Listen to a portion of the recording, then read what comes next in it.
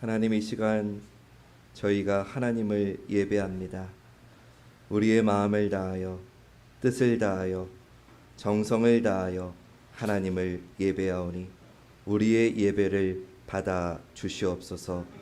이제 말씀을 듣겠습니다. 아무것도 아닌 종 세우셔서 하나님의 말씀을 전하실 때에 주님의 능력만이 생명만이 나타나게 하여 주시옵소서. 말씀을 전하는 자나 듣는 우리 모두가 다 마음의 문 열고 주님의 말씀에 아멘으로 순종하는 복된 시간 되게 하여 주시옵소서.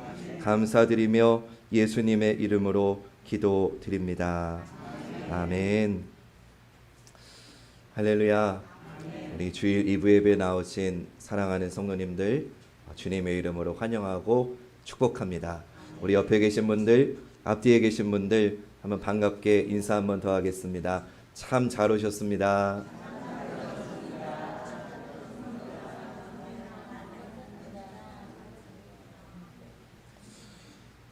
여러분과 함께 주일마다 느헤미야 말씀을 이제 나누었는데 벌써 어느덧 느헤미야 마지막 장인 13장까지 왔습니다. 이제 한 2주 정도면 느헤미야 말씀이 끝이 날 것 같습니다. 느헤미야 13장은 느헤미야의 엔딩이라고 할 수 있습니다. 그런데 이 느헤미야 이야기가 해피엔딩으로 끝나지를 않습니다. 차라리 12장에서 끝났더라면 더 좋았을 것 같습니다.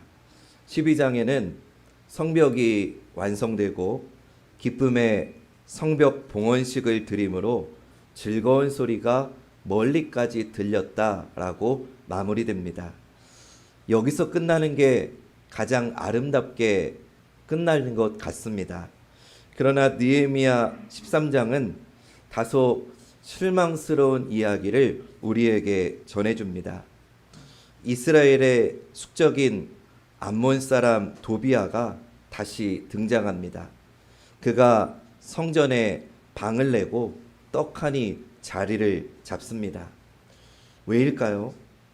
성전 봉사자들이 먹을 것을 두는 방이 텅 비게 되었고 그래서 결국 그들이 생계를 위해서 성전을 떠났기 때문입니다.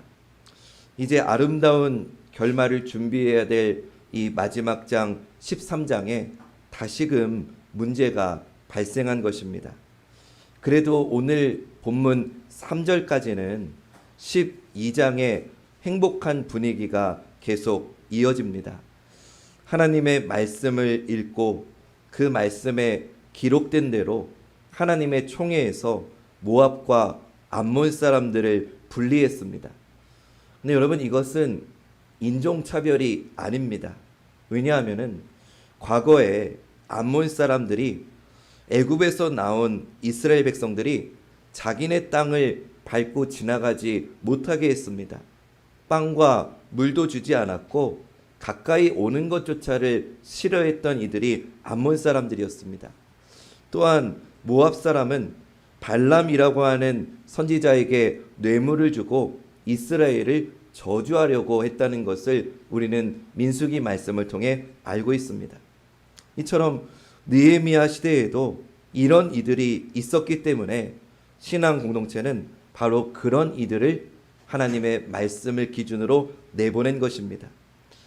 여기까지는 참 좋았는데 문제가 발생합니다. 느헤미야가 잠깐 자리를 비우게 되자 이들은 바로 이스라엘의 숙적인 도비아에게 성전 입구에 있는 큰 방을 내어줍니다. 오늘 본문 5절 말씀 여러분 앞에 화면 보시면서 우리 한 목소리로 5절 말씀을 읽어보겠습니다. 시작. 도비아를 위하여 한 큰 방을 만들었으니 그 방은 원래 소재물과 유향과 그릇과 또 레위 사람들과 노래하는 자들과 문지기들에게 11조로 주는 곡물과 새 포도주와 기름과 또 제사장들에게 주는 거제물을 두는 곳이라. 아멘. 여러분, 우리의 인생이 참 안타까운 것은 깨닫고 회개하는 데에는 아주 오랜 시간이 걸리는데, 반대로 옛삶으로 되돌아가는 것은 한순간이라는 겁니다.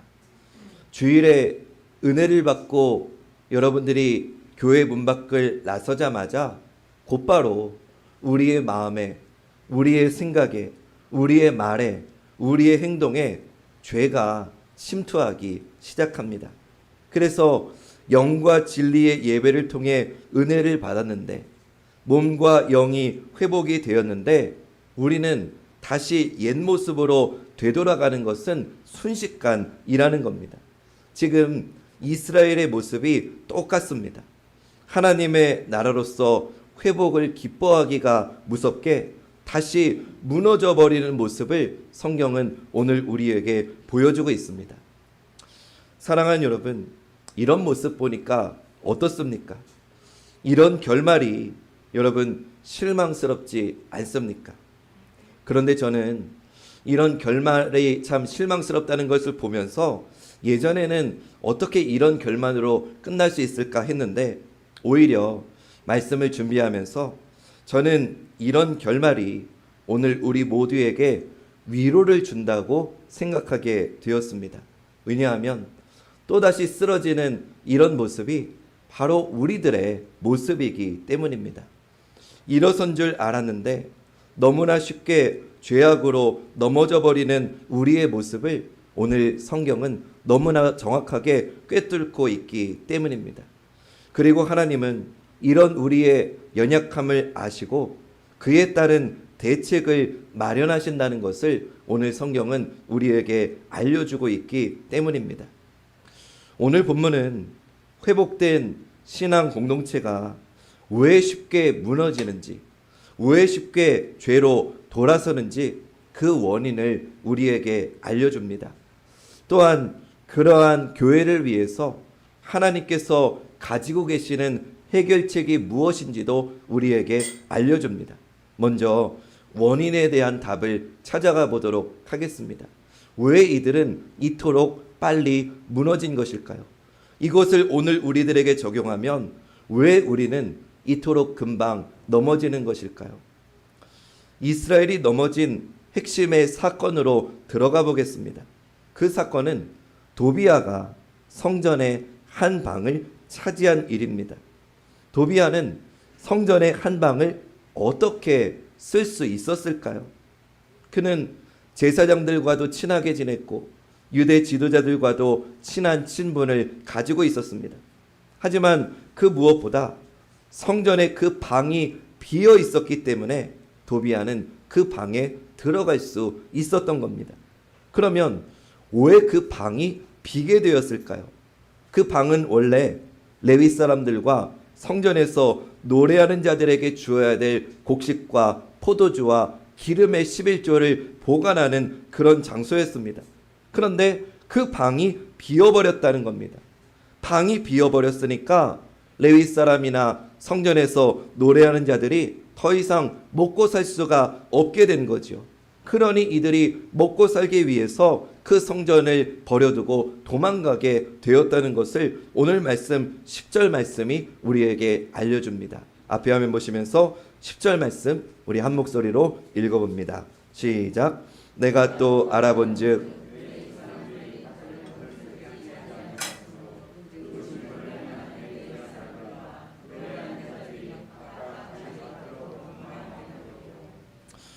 여러분, 어떻게 이런 일이 벌어진 걸까요? 어떻게 이 11조가 다 없어진 걸까요? 물론 성전 관리를 제대로 못한 이유도 있을 겁니다. 그래서 느헤미야는 이 성전 관리자들을 꾸짖고 이 창고를 지키는 창고 지기를 세웁니다. 그런데 그것보다 더 핵심적인 것은 앞으로 읽을 11절 12절에 나오는데, 여기서 여러분들이 좀 주목하셔야 될 것은 느헤미야가 레위 사람들과 노래하는 자들을 다 원래의 자리로 복귀시켰는데, 그 다음에 그들이 돌아온 그 다음에야 이 이스라엘 백성들이 11조를 냈다는 것을 11절과 12절 말씀이 알려줍니다. 여러분, 제가 이 말씀 읽을 테니까 한번 빨갛게 표현된 부분에 주목하시면서 한번 들어보십시오. 내가 모든 민정들을 꾸짖어 이르기를 하나님의 전이 어찌하여 버림바 되었느냐 하고 곧 레위 사람을 불러 모아 다시 제자리로 세웠더니, 제자리로 다시 세웠죠. 이해가 뭐예요? 그렇게 세워놓은 다음에, 그러자, 그런 뜻이죠. 이에 온 유다가 곡식과 새 포도주와 기름의 11조를 가져다가 곳간에 드림으로. 여러분, 이게 무슨 말이에요? 느헤미야가 레위인들과 노래하는 자들을 다시 원래의 자리로 불러들인 그 다음에야 이들이 11조를 드렸다는 거예요. 그 말은 곧 그 전까지는, 지금까지는 그 모든 것을 내지 않았다는 것을 뜻하는 겁니다. 하나님의 백성이 하나님의 성전을 위한 의무를 소홀히 하게 되었다는 겁니다. 성전의 유지를 하기 위해서 내기로 언약하고 약속했던 최소한의 헌물을 내지 않은 것, 이 작은 것이 성전이 무너지고 신앙이 무너진 그 출발점이었다는 것을 오늘 우리는 알 수 있습니다. 여러분, 원래 이스라엘이 하나님 앞에서 어떤 약속을 했는지를 좀 살펴보겠습니다. 느헤미야 10장 39절 말씀 화면 보시면서 읽어보겠습니다. 시작. 곧 이스라엘 자손과 레위 자손이 거제로 드린 곡식과 새 포도주와 기름을 가져다가 성소에 그릇을 두는 골방, 곧 섬기는 제사장들과 문지기들과 노래하는 자들이 있는 골방에 둘 것이라. 그리하여 우리가 우리 하나님의 전을 버려두지 아니하리라. 아멘. 여러분, 이것이 이스라엘 백성들이 하나님의 성전을 이렇게 지키겠다고 약속한 내용입니다. 우리가 하나님의 전을 버려두지 아니하리라. 이것을 약속하고 이것을 위해서 이들이 정하기로 냈던 11조의 약속이 있는데, 그것을 어기면서 결국은 교회 전체가 무너지기 시작한 겁니다. 이 작은 것을 지키지 않으니까, 성전 유지를 위해서 우리가 11조를 내겠다고 하는 그 작은 서원을 지키지 않으니까, 그 결과로 11조가 들여오지 않으니까 성전 봉사자들이 먹을 것이 없으니까 떠나게 되었고, 성전 봉사자들이 떠나게 되니까 예배가 제대로 드려지는 게 어렵게 된 거죠. 그러니까 성전이 비게 되었고 예배가 멈추게 되었고, 결국 하나님을 대적하는 자가 성전을 더럽히는 일까지 일어났다는 겁니다. 그러니까 여러분, 댐이 왜 무너지죠? 거대한 댐이 어떻게 무너지죠? 아주 작은 신락 같은 그 균열로 인해서 큰 댐이 무너지는 것처럼 우리의 신앙도, 우리의 교회도 마찬가지라는 거예요. 우리를 무너뜨리는 것은, 내 신앙을 무너뜨리는 것은, 우리 교회를 무너뜨리는 것은 어떤 거대한 큰 일 때문이 아니라는 거예요. 아주 작은 일로 말미암아, 아주 작은 일을 내가 지키지 않음으로 말미암아 내가 무너지고, 우리 신앙이 무너지고, 우리 교회가 무너지고, 이 나라가 무너질 수도 있다는 것을 오늘 성경은 우리에게 보여주시는 겁니다. 사랑하는 여러분, 우리의 신앙을 한번 돌아보시기 바랍니다. 아주 작은 일 같지만 우리가 지키지 않은 것으로 인해서 우리의 신앙은, 우리의 교회는 무너질 수 있습니다. 여러분들의 삶에 대입해서 이렇게 말씀드려 봅니다. 우리는 성령님을 통해서 언제 어디서나 하나님과 교제할 수 있다는 걸 알고 있습니다.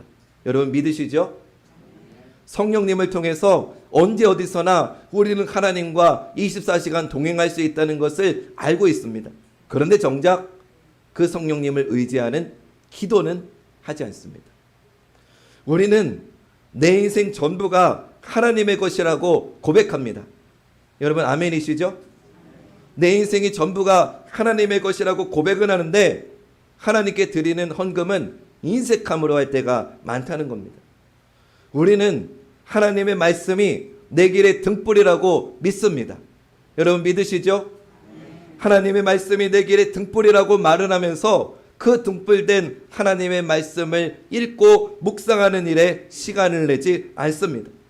우리는 경건의 능력이 중요하다는 것을 알고 그렇다고 말하면서 경건의 모양조차 갖추려고 하지 않습니다. 여러분, 우리는 참 모순적인 삶을 살고 있는 거예요. 우리는 기도가 중요한 줄 알면서 기도하지 않아요. 말씀이 중요한 줄 알면서 말씀 보지 않아요. 내 모든 게 하나님의 것이라고 하면서 하나님께 드리는 헌금은 인색함으로 드릴 때가 많다는 거예요. 이런 모순적인 일들을 우리는 매일매일 행하면서 살고 있다는 거예요. 그러면서 우리는 마음속으로 이렇게 나 자신을 합리화하죠. 작은 일이니까, 별거 아니니까, 오늘은 이랬지만 내일은 잘하면 되니까, 오늘은 기도 안 했지만 내일부터 기도하면 되니까, 오늘은 말씀 못 받지만 내일부터 말씀 보면 되니까, 오늘은 내가 급한 일이 많아서 내 쓸 거에 드렸지만 다음 달부터 정직하게 드리면 되니까, 우리는 이렇게 우리 자신을 합리화하면서 살고 있다는 거예요. 그러나 여러분, 기억하십시오. 한번 따라해 볼까요? 오늘 못하면 내일도 못한다. 정말 그렇습니다. 오늘 못하면 내일 못해요.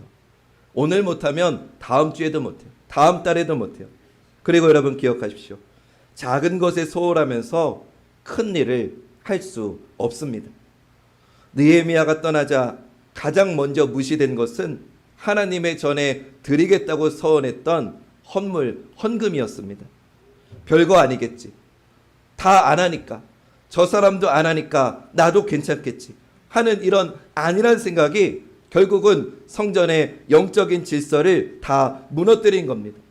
오늘도 여러분 마찬가지입니다. 여러분을 힘들게 하는 것, 여러분 인생에 있는 크고 심각한 문제들의 출발점에는 대단한 일이 있는 게 아닙니다. 여러분이 지키지 않은 아주 작은 일, 그 작은 일을 지키지 않은 것이 여러분의 인생을 힘들게 하고, 여러분의 마음을 괴롭게 하고, 여러분의 신앙에 균열을 일으키고 있다는 것을 꼭 기억하시기를 주님의 이름으로 부탁드립니다. 작은 것을 무시하면은 우리의 신앙이 어떤 일이 벌어지는지 여러분 아십니까? 작은 일을 소홀히 하게 되면 내가 이미 돌아섰던 예전의 죄의 모습으로 우리는 다시 돌아가게 됩니다. 다시 말씀드립니다. 이게 굉장히 중요합니다. 내가 작은 일을 합리화하고 그냥 어물쩍어물쩍 넘어가면 내 신앙이 다시금 죄악된 모습으로, 예전에 죄된 모습으로 되돌아간다는 겁니다. 오늘 본문은 그것을 보여줍니다. 성전의 창고가 비게 되었습니다. 레위인과 노래하는 자들이 성전을 떠났습니다. 그러면 그런 일이 벌어졌다면 성전 관리인들은, 제사장들은 어떻게 해야 마땅합니까? 그들을 다시 불러와야 됩니다. 백성들에게 11조의 의무를 다하라고 일깨워줘야 됩니다. 그리고는 너희가 하나님께 서원하고 언약했던 것처럼 다시금 이 성전을 버려두지 말자고 외쳐야지 마땅합니다. 그런데 성전이 비게 된 이 시점에서 이스라엘의 리더들이 원래의 은혜의 자리로 되돌아가는 게 아니라 다시 죄의 모습으로 되돌아갔다는 걸 볼 수 있다는 겁니다. 그 모습을 보여주는 게 이 성전의 방을 차지하고 있는 암몬 사람 도비야, 이 사건입니다. 여러분, 도비야가 누구입니까? 그는 산발랏의 행동대장이었다가 나중에는 가장 앞서서 이스라엘을 공격했던 사람입니다. 그는 암몬 사람이 자기 땅에 이스라엘이 들어오는 것을 싫어했던 것처럼 느헤미야가 예루살렘에 도착했다는 소식을 듣고 가장 근심하고 싫어했던 사람이 도비야입니다. 이것을 느헤미야 2장 10절은 우리에게 이렇게 알려주는데, 앞에 화면 보시면서 도비야가 이런 사람이라는 걸 알려주는 이 말씀 같이 읽어봅니다. 시작. 호론 사람 산발락과 종이었던 암몬 사람 도비야가 이스라엘 자손을 흥황하게 하려는 사람이 왔다함을 듣고 심히 근심하더라. 이스라엘 자손을 흥황하게 하려는 느헤미야가 왔다는 소식을 들었을 때 그가 심히 근심했던 사람이라는 거예요. 또 그는 완성돼가는 예루살렘 성을 보면서 저주했어요. 뭐라고 저주했느냐? 이 성은 여우가 올라가도 무너질 거다라고 저주했던 사람이 도비야입니다. 또 그는 뇌물을 받고서 거짓으로 느헤미야를 불러내서 암살하려고 계획을 세웠던 사람이 도비야입니다. 여러분, 이런 사람이 제사장하고 관계를 맺으면서 지금 하나님의 성전에서 영향력을 행사하고 있고 결국은 하나님의 성전의 한 방을 차지하고 있다는 겁니다. 여러분, 제가 한번 질문을 드려봅니다. 도비아가 이 성전의 큰 방을, 한 방을 차지한 이 일이 대제사장이나 다른 제사장들 동의 없이 일어날 수 있는 일일까요? 질문이 어려워요? 도비아가 차지한 이 방은요, 성전 입구에서 가장 가까이 붙어 있는 방이었습니다. 성전 입구에 이 이방인 지도자가 살게 하는 결정을 한낱 골방 문지기가 결정할 수 있겠느냐고요? 없죠. 이런 일은 어떤 제사장 모르게 진행될 수 없는 일인 거예요. 그러니까 이 결정에는 제사장 그룹 전체가 연루되어 있다고밖에 볼 수 없는 거예요. 그들이 동의를 했기 때문에 이런 일이 가능한 거예요. 누군가는 적극적으로는 동의하지 않았더라도 눈 감아주고 안묵해주고 외면하고 그냥 모른 척했기 때문에 이 암몬 사람 도비아가 와서 살 수 있었던 거예요. 굉장히 충격적인 일이죠. 그러면 왜 이들이 이런 결정을 내렸을까? 그 이유는 이렇게 생각해 볼 수 있어요. 사람들이 11조를 내지 않고 예배를 드리러 오지를 않으니까 지금 11조가 비게 되니까 제사장들이 걱정이 된 거예요. 여러분, 문제가 생기면 그 문제를 해결하기 위해서 하나님의 방법을 찾아야 되는데, 인간의 어리석음은 하나님의 방법이 아니라 자기들의 생각으로 자기네들이 해결할 수 있는 인간적인 방법을 동원한다는 게 참 어리석은 일인 거예요. 이 제사장들이 성전의 11조가 점점 떨어져 가니까 생각해낸 방법이 뭐예요? 도비아하고 손을 잡은 거예요. 도비아가 이렇게 말한 거예요. 그 11조 내가 치워줄게. 대신 여기 방 내가 쓰게 해줘. 그러면 여러분, 제사장들이 어떻게 해야 돼요? 말도 안 되는 소리 하지 말라고 하면서 여기는 하나님의 거룩한 전인데 네가 어떻게 여기에 들어올 수 있느냐고 거절했어야 돼요. 딱 잘라서 거부했어야 돼요. 근데 이들은 인간적인 방법으로 손을 잡았다는 거예요. 그래, 백성들이 11조를 안 드리니까 이방인이면 어때? 어떻게든 여기 채워지기만 하면 되지. 그러니까 그런 손을 잡고 결국은 이 도비아가 그렇게 들어오게 되었다는 거죠. 여러분, 한국교회가 힘들어진 건 어제 오늘 일이 아니죠. 그런데 힘들어진 데다가 코로나19가 닥쳐오면서 특히 무리해서 성전 건축을 진행한 빚이 많은 교회들이 우후죽순 무너져 내려서 경매에 나오게 되었습니다. 여러분, 근데 그 경매에 나온 정통 교단의 교회들을 누가 사서 들어갔는지 아십니까? 이단들이 사서 들어갔어요. 사이비들이 돈을 주고서 사서 들어간 거예요. 여러분, 그러면은 그 정통 교단의 목사님이, 장로님들이, 무슨 대표들이 그거를 몰랐을까요? 알았어요. 모를 리가 없죠. 아는데도 왜 그렇게 하는 거예요? 자기네들의 눈에 보이는 건축 빚의 문제를 어떻게든 해결하기 위해서 인간적인 방법을 택하는 거예요. 2단이면 어때? 3단이면 어때? 우리 건축빚만 청산하면 되지. 여러분, 이런 똑같은 모습을 오늘 본문에 이 제사장들이 똑같은 죄를 범하고 있는 겁니다. 그래서 결국 텅 비게 된 창고는 이스라엘이 다시는 죄 짓지 않겠다고 했던 그 죄의 방법으로 결국 도비아와 손을 잡고 그렇게 채워지고 만 것입니다.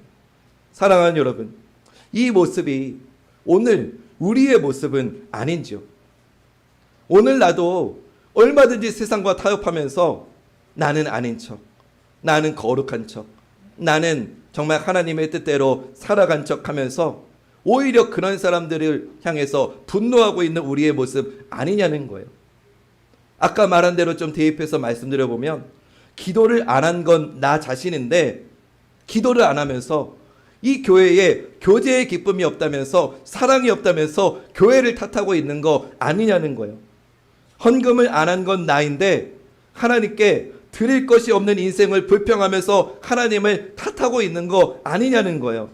말씀을 안 읽은 것은 나인데 왜 말씀으로 내 삶을 인도해 주시지 않느냐면서 하나님을 원망하고 있는 것은 아니냐는 거예요. 그러면서 우리는 어디로 달려갑니까? 다시 예전의 죄악된 모습으로, 옛삶으로 되돌아가 버리는 것이 솔직한 우리의 모습 아니냐는 거죠. 사랑하는 여러분, 참 절망입니다.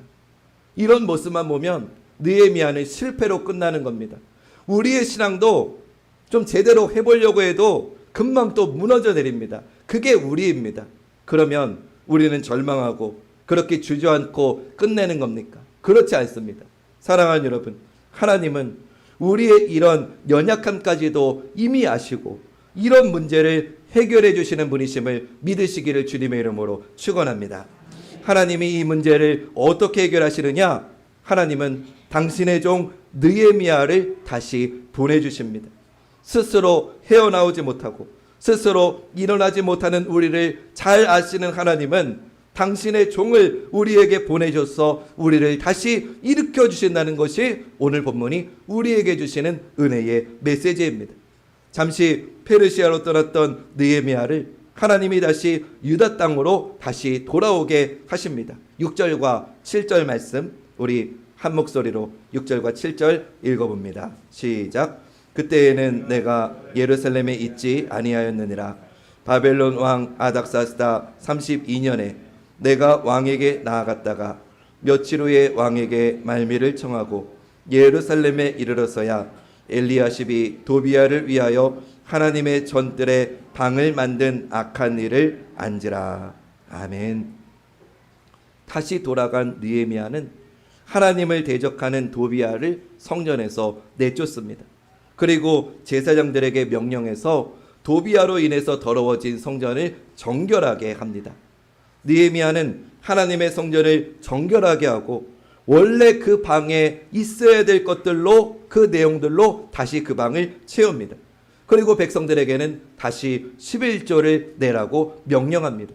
그리고는 오늘 말씀의 결론인 14절 말씀에서 느헤미야가 마지막으로 이렇게 기도하는 말씀이 있습니다. 우리 마지막 14절 말씀 마찬가지로 한번 같이 읽어봅니다. 시작. 내 하나님이여 이 일로 말미암아 나를 기억하옵소서. 내 하나님의 전과 그 모든 직무를 위하여 내가 행한 선한 일을 도말하지 마옵소서. 아멘. 여러분, 이 본문을 우리가 오해해서는 안 됩니다.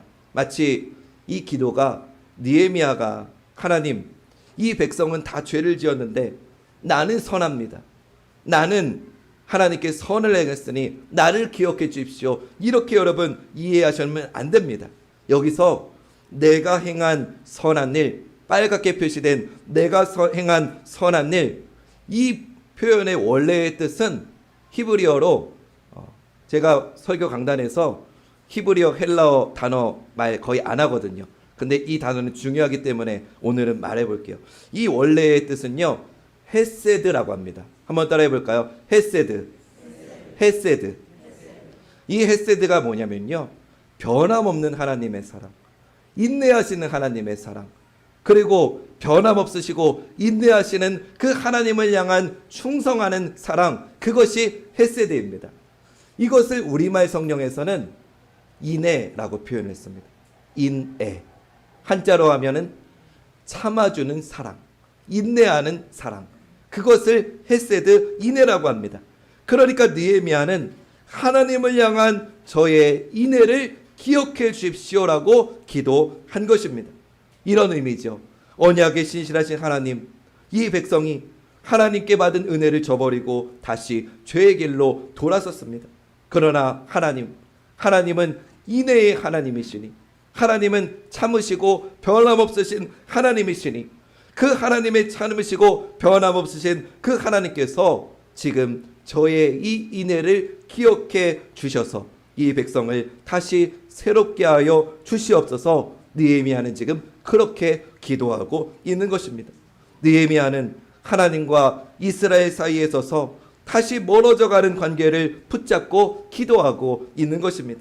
하나님, 언약을 지키는 자가 이 백성 가운데 있다는 것을 기억해 주셔서 우리에게 다시금 용서와 회복을 베풀어 달라는 기도입니다. 하나님은 그의 기도를 들으셔서 이스라엘을 기억해 주시고 용서해 주시고 회복을 다시 베풀어 주신 것입니다. 사랑하는 여러분, 이제 오늘 말씀의 결론입니다. 우리는 언제든지 넘어집니다. 또 실수합니다. 언제부터 실수하느냐? 교회 문 밖을 나서는 순간부터 또 실수하고 또 넘어집니다. 우리는 지금 당장도 실수할 수 있습니다. 그런데 그런 우리가 다시 일으킴을 얻을 수 있는 힘이 있습니다. 그것은 우리의 기도에 있는 것도 아니고 우리의 어떤 노력에 있는 것도 아니고 우리를 위해서 참고 기다려주시는 인내하신 주 예수 그리스도로 인함임을 여러분 믿으시기를 주님의 이름으로 축원합니다.